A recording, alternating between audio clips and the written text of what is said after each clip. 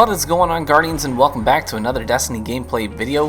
Hey, in this video I wanted to share with you guys some of my most clutch moments from this morning. So all these plays came from just a couple of trials runs that I did this morning with Apex Chris, and we had a lot of fun, and I had some pretty big plays. So I just want to share them with you, kind of break them down, let you know what I was thinking, what I was doing. Here we kind of start out with an advantage.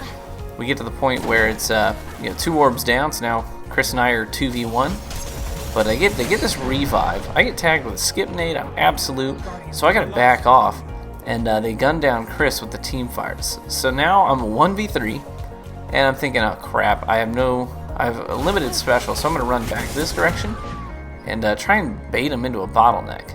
I don't quite peek on bottom yet, but I de-scope just in time to see that this guy's pushing me. So I kind of sidestep up to the wall, so it's a 1v1, so the other guys can't see me. And then I push one of the two, get the throwing knife, and then go into the tunnel. That way that the last guy actually has to come to a bottleneck to challenge me, so that I can get the snipe on him. Here I get 2 guys down, throw a trip mine on the box behind the last guy, since he's trapped in there. Makes it so I can kill him without actually exposing myself. So a lot of these 1v3 scenarios are all about limiting sight lines. And that's what I do a lot. And that first clip there with the triple kill with the throwing knife and the snipe and the primary kill, that's all it was. Sidestepping into cover so that it was 1v1, so the other 2 guys couldn't see me, since I pressed my body up against that wall. I got that one primary kill, and then it's a 1v2, so I just push into the tunnel where one of the guys is coming out. That way the other guy can't see me, can't get shots on me. So, and then I go with a quick throwing knife kill, because I know that that's going to get him pretty quickly if I just go one shot with the primary and follow it up with the throwing knife. So I don't have to sit there and gun him down over time and give the other guy enough time to come up behind me. So it's all about just kind of using what's your best chance, what offers you the best chance that you've got. This was a super fun round. See here, I had so many throwing knife kills. So I get 2 orbs down. But I'm not going to speed any of this up for you, just so you can see kind of exactly how all this plays out. Now he gets the revive, and he pushes him, so I'm like, crap.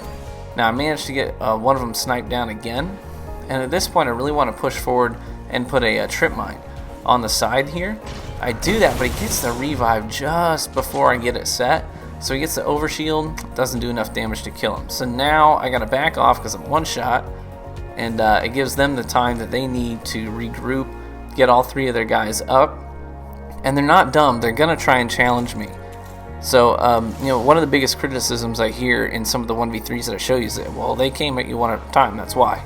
Well, sometimes that's true, but sometimes, as you've seen in some of these clips already, it's all about managing the sight lines as all 3 of them push you simultaneously. So they're pushing me from a couple of different angles here, so I kind of make my escape.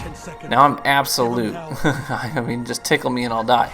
So I put a trip mine there, and then jump, get the throwing knife, gets the kill. I'm absolute again, but I know I've got another throwing knife, so I get one shot with the primary, throw another throwing knife, gets the second guy down.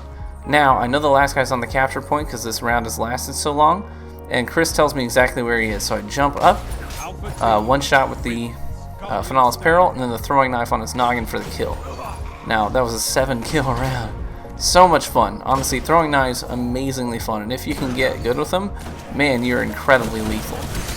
Now here, this guy's AR just makes me flinch so much. So I back up, bait him down, and do the exact same thing. One shot with the Finale's Peril, follow it up with a throwing knife to the noggin, and that's enough damage to get the guy down. Now, that trip mine, I placed it strategically. Guy walks into it, drops him. So now it's a 1v1. So I've got Chris. He's doing what's called ghosting. That means he's dead, but he can still sort of see around his body. So he's calling out where this guy is and what he's doing. At this point, he's telling me that he's actually sitting down to see around the corner, the guy is. So he's sitting down around this corner just to place me. Now he thinks I'm going to push. I kind of walked forward trying to bait a grenade, and that's exactly what he does. He bites, tosses this grenade, now he has no fireable energy. That's really important. So now I can primary him down. He does get the revive, but I'm here with my sniper just to shut it down. So it's like whatever, 5 or 6 kills in one round. So much fun. So I'm having a ton of fun with my gunslinger right now. What I do, you've probably noticed this, I play in seasons, where for a season I will use a specific subclass as my primary, and kind of switch from one to the other. right now what I'm doing is I'm trying to make my montage for 100,000 subs really well rounded, which we're not far off. We're at 85k right now, which is insane, absolutely insane. Here's a nice double snipe here. That's crazy to me. You guys have shown me so much love, so I'm trying to get a nice well-rounded variety of gameplay across several different subclasses for that montage. Here I get one snipe, I get the triple tap with the Finale's Peril for the second guy, and on the last guy Chris forces him one way with his grenade so I can cut him off, fire him down. This we were going against a full Thorn team. So atrocious. People trying so hard in Standard Crucible. And one of the things that bothers me is there's teams like this, they refused to go anywhere near the relic. It's like, why are you playing salvage? I understand if it's a sweat, if you get into a sweat, and that's fine. I mean, people do that intentionally. They go into salvage so they can find each other more easily. I get that. This is just Standard Crucible, and they're not going. They don't want to touch the relics. They just want to farm kills, and that's annoying to me. So, anyways, and they're all these thorns. So I'm not trying to call anybody out, but it just kind of bothers me. It's like, why are you playing salvage? I want to play objectives. I want to try and defend a relic. And in my honest opinion, I really think Bungie needs to address the salvage playlist and make it nearly impossible to win if you don't capture relics. You need more points for capturing a relic and fewer points for defusing. That's my honest opinion. So here I go against a couple of tethers and kill him out of it. And now I'm getting pushed by two. I gun one down. And then the last guy, nice throwing knife to the noggin while I'm in the air and while he's moving. So some clutch plays. Hope you enjoyed the gameplay, guys. I really appreciate you stopping by, checking it out. We'll catch you in the Crucible.